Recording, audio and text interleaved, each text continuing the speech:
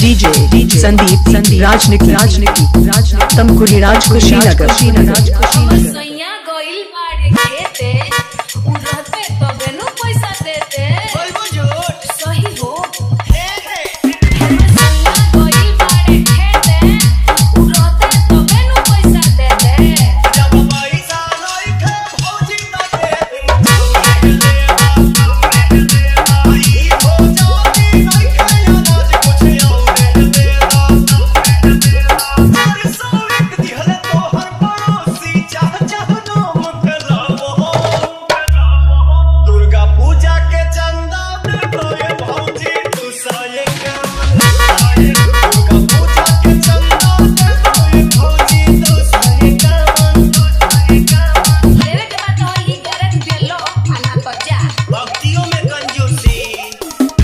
DJ Sandeep राजनीति गाजीपुर हारी ओम नगर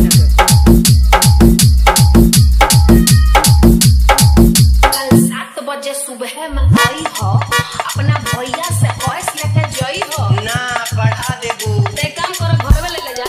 कल 7 बजे सुबह में आई हो अपना भैया से पैस लेके जई हो हम जानी ले घर के मालिक ने कोठी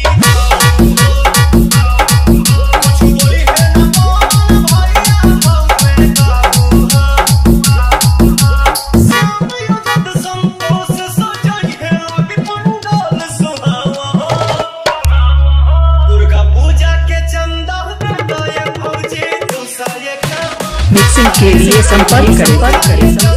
मोबाइल नंबर 95 010 51 335।